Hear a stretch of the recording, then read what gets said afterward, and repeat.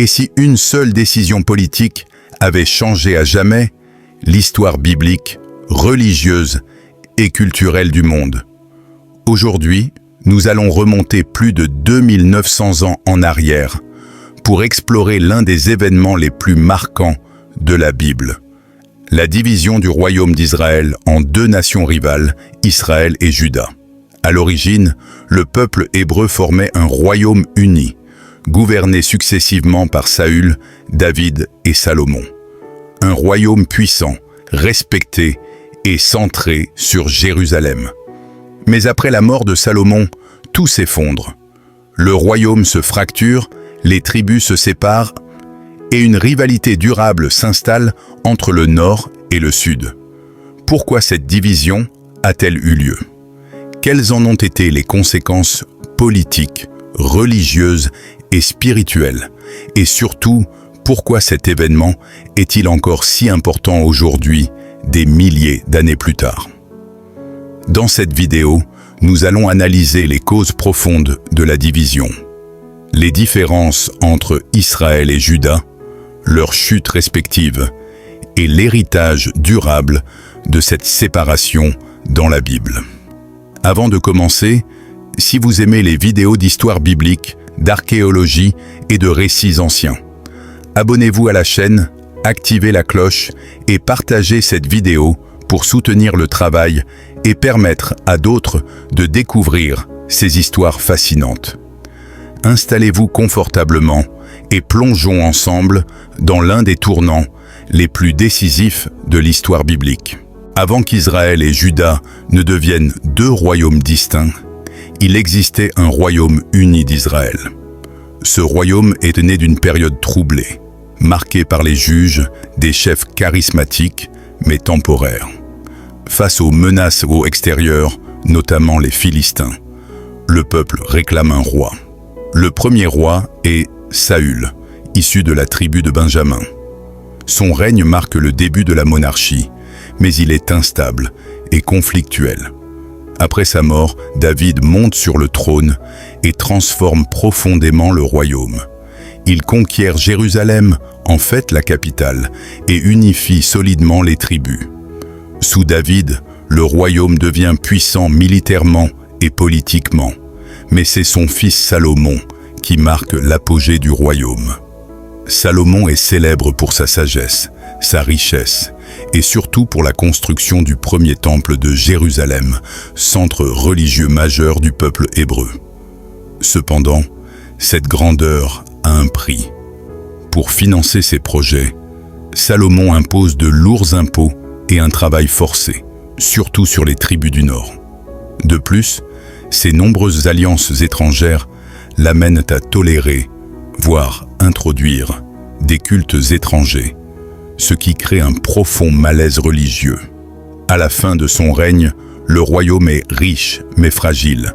Les tensions sociales, économiques et spirituelles sont à leur maximum. Le peuple est divisé et la loyauté envers la monarchie s'effrite. Lorsque Salomon meurt, son fils Roboam hérite du trône. Mais au lieu d'apaiser le peuple, il aggrave la situation. Face aux plaintes des tribus du Nord, il refuse d'alléger les charges imposées par son père. Cette décision va déclencher une rupture irréversible. C'est à ce moment précis que l'histoire bascule. La naissance de deux royaumes, Israël et Juda. Après la mort du roi Salomon, le royaume autrefois uni d'Israël entre dans une crise profonde. Son fils, Roboam, monte sur le trône, mais il hérite d'un royaume fragilisé par des années de lourds impôts et de travail forcé. Très vite, les tribus du Nord viennent lui demander un allègement de ses charges. Elles espèrent un nouveau départ, mais Roboam refuse. Au lieu d'écouter les anciens et de chercher l'apaisement, il choisit la voie de l'autorité et de la dureté. Cette décision provoque une révolte immédiate. 10 tribus rejettent la dynastie de David et se séparent du royaume. C'est ainsi que naît le royaume d'Israël au nord. À leur tête, les tribus du nord placent Jéroboam, un ancien fonctionnaire de Salomon. De son côté, Roboam conserve le contrôle du sud, qui devient le royaume de Juda, composé principalement des tribus de Juda et de Benjamin, avec Jérusalem comme capitale. Dès le début, les deux royaumes suivent des chemins très différents. Le royaume d'Israël est plus vaste, plus peuplé et économiquement plus riche. Ces terres fertiles favorisent l'agriculture et le commerce. Pourtant, cette puissance apparente cache une grande faiblesse, une instabilité politique chronique. Les rois se succèdent rapidement, souvent à la suite de complots ou de coups d'État. Aucune dynastie ne s'impose durablement. Le royaume de Juda, en revanche, est plus petit et moins riche. Mais il possède un atout majeur, la stabilité dynastique. Tous ces rois descendent de la lignée de David, ce qui renforce son unité et sa légitimité. De plus, Jérusalem abrite le temple, centre religieux unique et sacré. La séparation ne concerne pas seulement la politique, mais aussi la religion. Jéroboam craint que son peuple, en allant adorer à Jérusalem, ne retourne vers Juda. Pour éviter cela, il établit des lieux de culte alternatifs à Bethel et à Dan, symbolisés par des veaux d'or. Cette décision marque une rupture religieuse majeure. Dans les textes bibliques, ces pratiques sont sévèrement condamnées. Les prophètes dénoncent l'idolâtrie, mais aussi l'injustice sociale, la corruption et l'abandon des valeurs morales. Des figures comme Élie, Osée et Amos s'élèvent contre les dérives du royaume d'Israël. Juda, de son côté, connaît lui aussi des périodes d'infidélité religieuse, mais certains rois tentent des réformes pour recentrer le culte autour du temple et de la loi. Ainsi, cette division crée deux identités distinctes, deux visions du pouvoir et de la foi, qui ne cesseront de s'opposer. Une fracture qui aura des conséquences irréversibles sur l'histoire biblique. La chute du royaume d'Israël. Le royaume d'Israël, malgré ses terres fertiles et sa population nombreuse, est un royaume fragile. Depuis sa création, il souffre d'une instabilité politique permanente. Les rois se succèdent rapidement, souvent par la violence, les complots et les assassinats. Cette instabilité affaiblit le pays de l'intérieur. Sur le plan religieux, la situation n'est guère meilleure. Les sanctuaires de Bethel et de Dan, établis dès le début du royaume, deviennent des symboles d'un culte mélangé. Peu à peu, le peuple adopte des pratiques venues des peuples voisins, intégrant des divinités étrangères. Les prophètes bibliques dénoncent ces dérives avec force. Des figures comme Élie et Élisée affrontent directement les rois et les prêtres idolâtres. Plus tard, des prophètes comme Amos et Osée condamnent non seulement l'idolâtrie, mais aussi l'injustice sociale, l'exploitation des pauvres et la corruption des élites. Selon eux, le royaume s'éloigne de plus en plus de l'alliance avec Dieu. Pendant ce temps, une nouvelle puissance apparaît au Proche-Orient, l'Empire assyrien. Expansionniste, militaire et impitoyable, il soumet progressivement les royaumes voisins. Israël tente de résister par des alliances politiques instables, parfois avec l'Égypte, parfois avec d'autres peuples. Mais ces stratégies échouent au Ladéton. Affaibli de l'intérieur et isolé sur le plan diplomatique, Israël devient une cible facile. En 722 avant notre ère, l'armée assyrienne assiège puis conquiert Samarie, la capitale du royaume. C'est la fin du royaume d'Israël. La chute est brutale. Une grande partie de la population, notamment les élites politiques, religieuses et intellectuelles, est déportée vers différentes régions de l'Empire assyrien. Cette politique vise à briser l'identité nationale et à empêcher toute révolte future. Dans le même temps, des populations étrangères sont installées sur le territoire d'Israël. Le mélange entre les survivants et ces nouveaux habitants donnera naissance plus tard au peuple des Samaritains, souvent méprisé par les Judéens. Dans la tradition biblique, cette catastrophe est interprétée comme une conséquence directe des choix du royaume. Idolâtrie, injustice, rejet des avertissements prophétiques. Israël disparaît de l'histoire politique, mais pas de la mémoire collective. C'est aussi à partir de cette disparition que naît le mystère des 10 tribus perdues d'Israël, un thème qui alimentera des récits, des légendes et des recherches pendant des siècles. Le royaume du Nord est tombé. Mais au sud, Juda observe, conscient que le même destin pourrait l'attendre.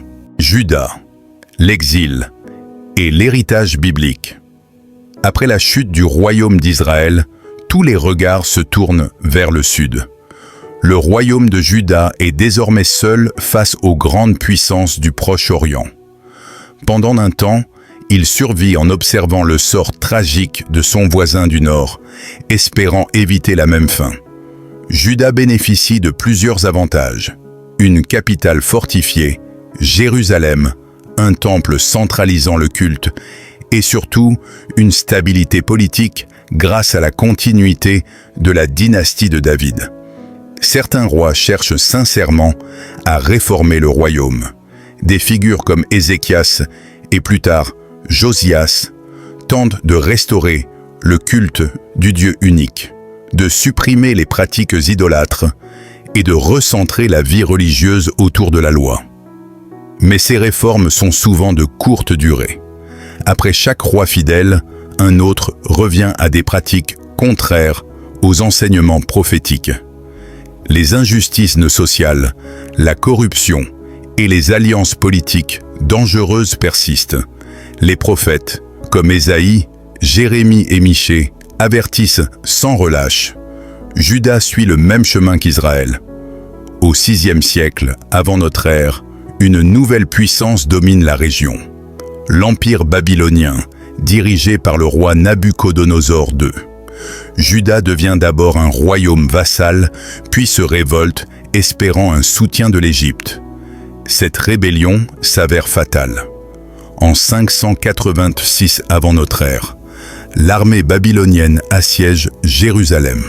La ville est prise, le temple est détruit et une grande partie de la population est déportée à Babylone. Cet événement marque l'un des traumatismes les plus profonds de l'histoire biblique, l'exil babylonien. Pourtant, paradoxalement, cet exil devient un moment fondateur. Privé de terre, de rois et de temples, le peuple de Juda réinvente sa foi. C'est durant cette période que de nombreux textes bibliques sont rassemblés, rédigés ou édités. La loi, les Écritures et la prière deviennent centrales. L'identité du peuple ne repose plus sur un royaume politique, mais sur une communauté religieuse unie par la mémoire, la foi et l'espérance. Le judaïsme, tel qu'il est connu aujourd'hui, prend véritablement forme à ce moment-là. Après plusieurs décennies, une partie des exilés retourne à Jérusalem et reconstruit le temple. Le royaume ne retrouve jamais sa puissance passée, mais son héritage spirituel est immense. C'est de Juda que naîtront les traditions, les textes et les attentes messianiques qui influenceront profondément le judaïsme, puis plus tard le christianisme. Contrairement à Israël, Juda ne disparaît pas. Il se transforme et son héritage traverse les siècles. Une division qui a changé l'histoire.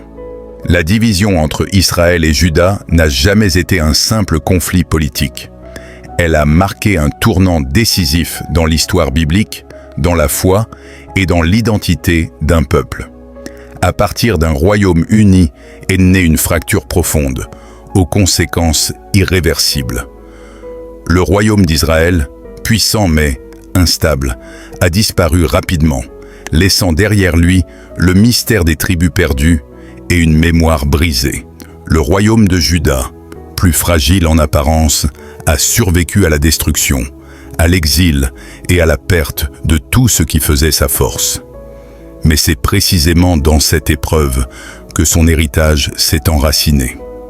Sans royaume, sans roi Et sans temple, Juda a transformé sa foi en une tradition vivante, capable de traverser le temps. C'est de cette résilience qu'est né le judaïsme tel que nous le connaissons aujourd'hui, et c'est à partir de cet héritage que se sont développées certaines des traditions religieuses les plus influentes du monde. Comprendre cette division, c'est mieux comprendre la Bible, ses récits, ses prophètes et ses messages. C'est aussi réaliser que l'histoire n'est pas seulement faite de victoires militaires, mais de choix, de ruptures et de renaissance. Si cette vidéo vous a aidé à voir l'histoire biblique sous un nouveau regard, abonnez-vous à la chaîne, laissez un like et partagez cette vidéo autour de vous. Merci d'avoir regardé et à très bientôt pour une nouvelle plongée au cœur de l'histoire ancienne.